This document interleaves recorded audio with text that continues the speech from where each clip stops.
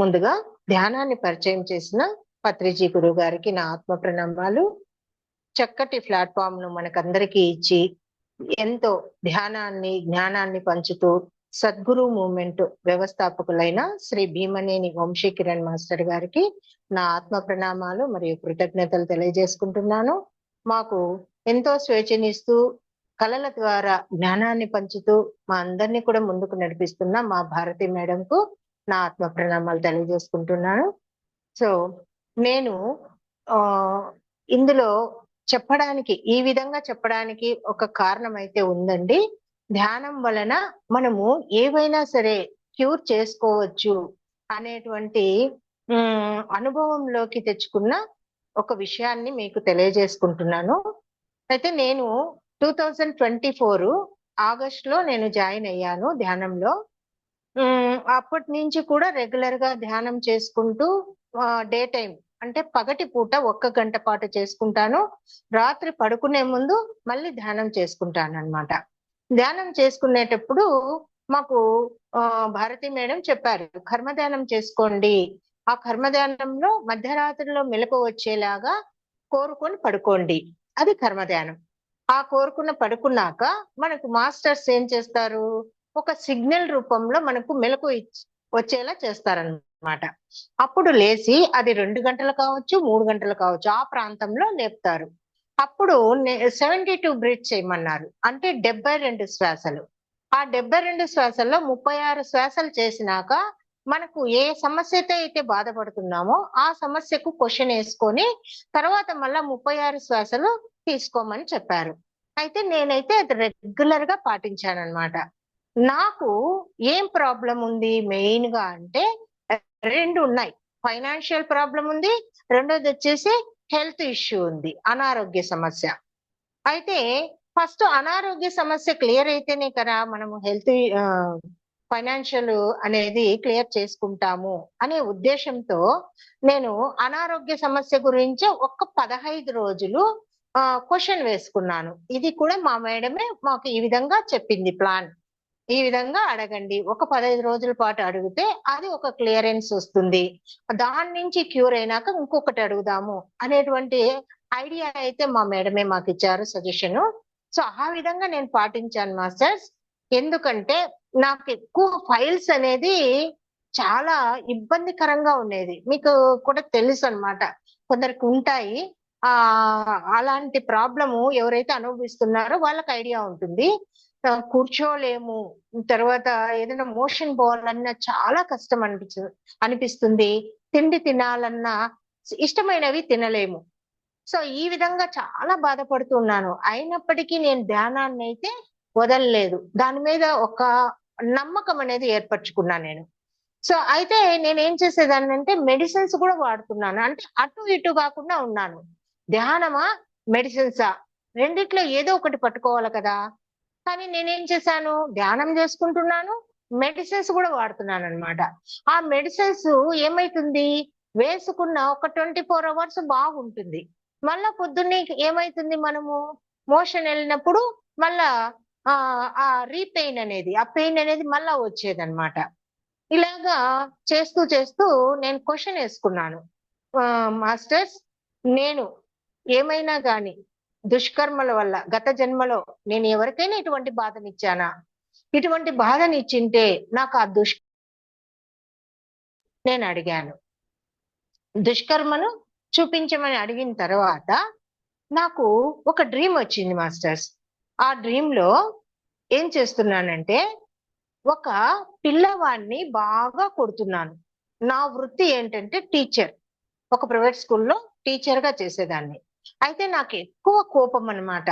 ఆ కోపం కూడా అంటే నాకు ఆ పిల్లవాడు నేర్చుకోవాలా, వృద్ధిలోకి రావాలా అనే తపనతో కొడుతున్నాను. కానీ వాడంటే కోపము, వాళ్ళ మీద ఒక కోపంతో ఉక్రోషంతో వాళ్ళని అలా చెయ్యాలని ఉద్దేశం అయితే కాదు.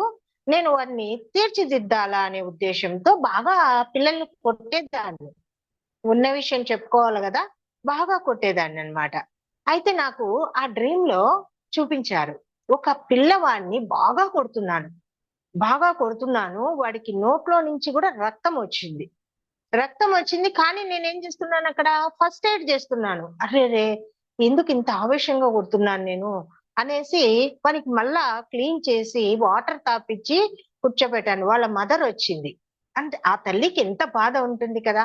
ఇప్పుడు మన పిల్లల్ని అలా కొడితే మనం ఎంత బాధపడతాము అనేసి వాళ్ళ మదర్ వచ్చింది. అక్కడ నేనేం చేశానంటే, మీ అబ్బాయి సరిగ్గా చదవడం లేదమ్మా, అందుకే అలా కొట్టాల్సి వచ్చింది అంటే, అయితే మాత్రం ఇంతగా కొడతారా అని ఆవిడ గలాట వేసుకునింది. ఆవిడ అడిగిన మాటల్లో నిజమే ఉంది కదా. సో నేను అక్కడ ఏం చేశానంటే కామ్ అయిపోయాను. అంటే క్షమాపణ వేడుకుంటున్నాను, సారీ అండి, ఇంకోసారి చేయను అనేసి అడిగాను. అంటే ఎక్కడైతే మనం క్షమాపణలు అక్కడే చేసుకున్నాను కాబట్టి నాకు సగం కర్మ దగ్ధమైందని నాకు మా మేడం చెప్తూ ఉన్నప్పుడు ఇలా నాకు అర్థమైంది కళ్ళ నుంచి బయటకు వచ్చాక. అంటే చూడండి, ఆ పిల్లవాడు ఎంత బాధపడి ఉంటాడు. మనం చదువు అంటే ఈ రోజు రాకపోతే రేపు వస్తుంది, కానీ ఆ దెబ్బల వల్ల ఆ అబ్బాయి ఎంత బాధపడి ఉంటాను. అటువంటి బాధను నేను ఇచ్చాను. సో నేనేం చేశాను, లేచిన తర్వాత కూర్చొని ఆ అబ్బాయికి, వాళ్ళ తల్లికి, వాళ్ళ తల్లిదండ్రులకు, వాళ్ళ ఫ్యామిలీ మెంబర్స్ కి పిలుచుకొని క్షమాపణలు చెప్పాను మాస్టర్స్. సో అది తర్వాత మళ్ళీ నాకు ఒక 5-6 రోజులకి మళ్ళీ ఒక డ్రీమ్ వచ్చింది. ఆ డ్రీమ్ ఏంటంటే, అంటే ఇంకా బాధ నాకు క్యూర్ అవ్వలేదు. ఒక క్షమాపణతో కొద్దిగా క్లియర్ అయితే వస్తుంది. తర్వాత మళ్ళీ 5-6 రోజులకి మళ్ళీ క్వశ్చన్ వేసుకున్నాను. ఇంకా ఏమన్నా ఉంటే, నేను ఇటువంటి బాధ ఇచ్చాను కదా, ఇటువంటి బాధకు సంబంధించిన దుష్కర్మలు ఏమన్నా చూపించండి మాస్టర్స్, నేను ఖచ్చితంగా పశ్చాత్తాపడతాను, క్షమాపణలు చెప్పుకుంటాను అని అడిగాను. అడిగితే ఇక్కడ కూడా నేను ఏం చేశాను, ఒక ఆమెను బాగా కొడుతున్నాను అనమాట.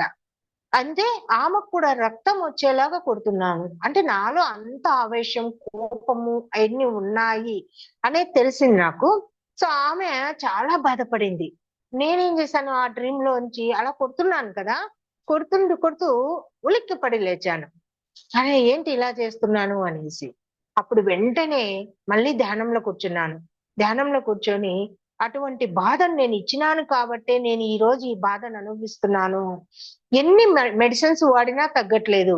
మరి ఎందుకు అంటే, ఇందుకు గాను ఏదో దుష్కర్మ నేను చేశాను కాబట్టి నాకు చూపించారు అని ఎలా చెప్పుకున్నానంటే, హృదయపూర్వకంగా, అంటే మన కళ్ళల్లోంచి నీళ్లు వచ్చే విధంగా మాటలతో చెప్పడం కాదనమాట.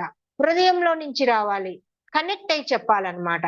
ఎప్పుడైతే నేను కనెక్ట్ అయ్యి హృదయపూర్వకంగా చెప్పుకున్నానో అప్పుడు నాకు కొద్దిగా నొప్పి తగ్గడం స్టార్ట్ అయింది. అయితే తర్వాత నాకు షిరిడీకి మా పిల్లలు బుక్ చేసేసారు, నాకు తెలియకుండానే బుక్ చేశారు. సో అదొక హ్యాపీనెస్ అయింది. ఎందుకంటే అక్కడొక్క నాకు ప్రగాఢమైన నమ్మకం, బాబా అంటే నాకు అంత ఇష్టం అన్నమాట.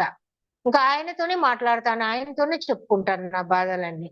సో బాబా నన్ను పిలిచినాడు, ఈ నేను అసలు ఎక్స్పెక్టే చేయలేదు, అయినా నాకు పిలుపు వచ్చింది కదా అనేసి వెళ్ళాను. వెళ్ళేటప్పుడు ఏమనుకున్నాను అంటే, ఇంకా ఉంది కదా ఈ ప్రాబ్లం, బాబా నేను షిరిడీకి వస్తున్నాను కదా, నాకు ఈ ప్రాబ్లం మొత్తం క్లియర్ చేయండి, నేను అక్కడికి వచ్చినాక హ్యాపీగా మీ దర్శనం చేసుకోవాలా అని అనుకొని వెళ్ళాను కానీ నాకైతే ఏం అనిపించలేదు. ఆ ప్రాబ్లం అలాగే ఉంది. షిరిడీకి కూడా అలాగే వెళ్ళాను, అక్కడ కూడా అలాగే ఉంది. లాస్ట్ వచ్చే రోజు తీవ్రం అయిపోయింది అనమాట. అంటే చాలా పెయిన్, ఇంకా కూర్చోలేక ఆ రోజంతా బెడ్ రెస్ట్ లో ఉన్నాను. అయితే ఒక్కటే కోరుకున్నాను, మళ్ళీ క్షమాపణ చెప్పుకున్నాను, నేను ఎవరికైతే ఈ బాధనిచ్చానో వాళ్ళు నన్ను పూర్తిగా క్షమించండి, నేను ఆ అవగాహన లేకుండా ఈ పని చేశాను అని చాలా బాధాకరంగా చెప్పుకున్నాను అనమాట. అప్పుడు వాళ్ళు రియలైజ్ అయ్యి నాకు క్షమాభిక్ష పెట్టారు, అంటే ఆశీర్వదించారు, ఎవరైతే నేను బాధ పెట్టానో వాళ్ళు. ఆ తర్వాత బాబాకు కూడా చెప్పుకున్నాను, బాబా ఇక్కడి నుంచి షిరిడి నుంచి ఎవరైతే వెళ్తూ ఉన్నప్పుడు మీరు ఏదో ఒకటి ఇచ్చి పంపిస్తారు కదా గిఫ్ట్ గా, మరి నాకేమిస్తారు బాబా అని నేను క్వశ్చన్ వేసుకున్నాను. అది కూడా నేనే చెప్పుకుంటాను, నాకు ఆరోగ్య సమస్యనివ్వండి, ఈ పైల్స్ ప్రాబ్లం లేకుండా చేయండి బాబా అని చెప్పుకున్నాను. చెప్పుకున్న విత్ ఇన్ 2-3 అవర్స్ కు మాస్టర్స్ అస్సలు ప్రాబ్లం లేకుండానే చేసేశారు. ఎంత హ్యాపీగా వచ్చానంటే అంత హ్యాపీగా వచ్చాను. అంటే నేను అక్కడి నుంచి ఒక గిఫ్ట్ అయితే తీసుకున్నాను. ఎందుకు తీసుకున్నాను అంటే, అక్కడ ఎక్కడైతే నేను క్షమభిక్ష పొందానో, ఆ క్షమాభిక్షలో నుంచే నాకు దైవం కూడా అనుగ్రహించారు. ఆ ఆ యొక్క బాధను క్లియర్ చేశారు అని నాకు పూర్తి నమ్మకం అయితే వచ్చింది మాస్టర్స్. ఇది నేను ధ్యానం ద్వారా ఈ క్లియర్ చేసుకున్న ఫైల్స్ ప్రాబ్లం. ఇది నేను మీకు షేర్ చేయాలనుకున్నాను. ఎవరైనా సరే ధ్యానం వల్ల ఏమి క్యూర్ అవుతాయి, ఏం ప్రయోజనం ఉంటుంది అని సందేహం ఉన్న వాళ్లకు ఇది నా యొక్క అనుభవం చెప్తే మీరు కూడా ఆ విధంగా చేసుకుంటారనే ఉద్దేశంతో నేను ఇవన్నీ చెప్తున్నాను మాస్టర్స్. Thank you masters. అలాగే నిన్న ఒక సంఘటన జరిగింది నాకు. ఆ సంఘటన ఏంటంటే, నాకు ఒక 3 నెలల క్రితం ఒక డ్రీమ్ వచ్చింది. ఆ డ్రీమ్ లో ఏంటంటే, ఎవరో తెలియని వ్యక్తులు ఇద్దరు వచ్చారు. వచ్చి ఒక పుష్పక విమానాన్ని దించారు కిందికి, ఆకాశం నుంచి దించారనమాట. దించి రమ్మంటున్నారు. సో రమ్మంటుంటే నేను పూర్తిగా యాక్సెప్ట్ చేశాను. నవ్వుతూ వెళ్ళాను. వెళ్ళి సరే ఎక్కమ్మా అన్నారు. ఎక్కాను. అయితే తీసుకెళ్తాము అంటే ఓకే అన్నాను. సో అక్కడ నేను మళ్ళా ఏంటి అబ్బా పుష్పక విమానం వచ్చిందని కళ్ళలోంచి బయటకు వచ్చాను. బయటకు వచ్చిన తర్వాత మేడంకి పెట్టాను డ్రీమ్. మేడం ఇలా వచ్చింది నాకు, పుష్పక విమానం తెచ్చి ఇద్దరు వ్యక్తులు నన్ను రమ్మంటున్నారు, నేను కూడా దానికి అంగీకరించాను, వాళ్ళు కూడా సంతోషంగా తీసుకెళ్తున్నారు అని చెప్తే మేడం అన్నారు, మీరు ఇది వరకు బాధలో ఫైనాన్షియల్ ప్రాబ్లం కానీ హెల్త్ ఇష్యూస్ వలన కానీ మీరు నెగిటివ్ థాట్స్ రిలీజ్ చేసింటారు. అంటే మనము కొన్ని బాధలు వస్తాయి కదా, అప్పుడు ఏమనుకుంటాం, ఏంటి ఈ జీవితం నాకొద్దు, ఇంకా చాలు అని అనుకుంటాం కదా. అలాగా నేను కూడా అనుకున్నాను అనమాట. ఈ జీవితం నాకు అక్కర్లేదు, చాలా ఇబ్బందికరంగా ఉంది అన్నప్పుడు మా భారతి మేడం నాకు మోటివేట్ చేసేవాళ్ళు అనమాట. అంటే అందులో నుంచి బయటికి తీసుకొని వచ్చి చాలా మంచి మాటలు చెప్పేవాళ్ళు. అలా ఎప్పుడు కూడా ఆ థాట్స్ రిలీజ్ చేయొద్దు,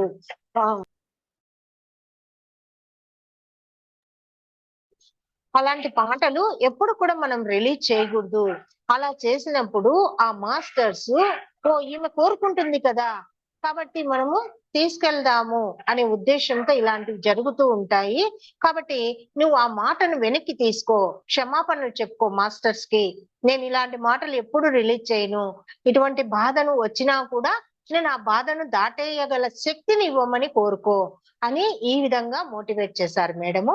అప్పటి నుంచి నేనేం చేశాను, అంటే నాకు అదేంటి అక్కడ అర్థము, నాకు రాబోయేది చూపించారనమాట. అంటే నేను కోరుకున్నాను కదా, సో అలా నాకు రాబోయేది కర్మ అనేది చూపించారు. అది ఎన్ని రోజులు ఉంటుంది, అది నెల పట్టొచ్చు, రోజు పట్టొచ్చు, ఎప్పుడైనా జరగచ్చు, 6 నెలల లోపు అని చెప్పారు మేడం. సో నేనేం అప్పటి నుంచి కోరుకున్నాను అనమాట, మాస్టర్స్ నేను తెలిసి తెలియక ఆ మాటలో కోరుకున్నాను, అలా అనుకోకూడదు, తప్పైపోయింది, ఇంకెప్పుడు కూడా అలాంటి మాటలు నేను రిలీజ్ చేయను, క్షమించండి క్షమించండి అని హృదయపూర్వకంగా చెప్పుకున్నాను అనమాట. అయితే నిన్న నాకు సంఘటన జరిగింది, రీసెంట్ గా నిన్ననే జరిగింది. నేను వంట చేస్తున్నాను.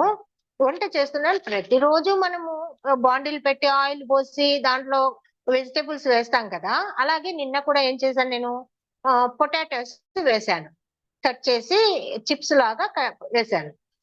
వేయంగానే అసలు ఎంత హైట్ అంటే ఒక మనిషి హైట్ ఆ మంట లేచింది.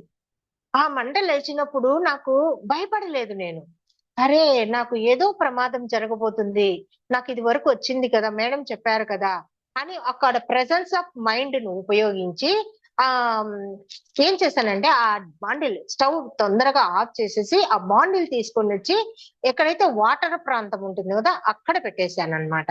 సో అక్కడ నేను దాన్ని నివారించుకోగలిగాను.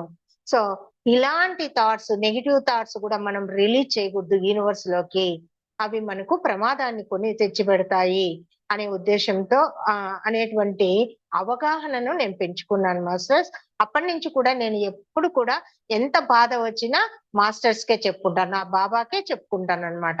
ఆయనే దాటిస్తాడు, అని ప్రగాఢ నమ్మకాన్ని నేను పెంచుకొని ముందుకెళ్తున్నాను మాస్టర్స్. సో ధ్యానం ఎప్పుడు కూడా ఒమ్ము కాదు, దానివల్ల మంచి ఫలితాలే ఉంటాయి అనేది నేను తెలుసుకున్నాను మాస్టర్స్. ఇంత చక్కటి అవకాశం నాకు ఇచ్చిన మీ అందరికీ నా కృతజ్ఞతలు మాస్టర్స్. Thank you.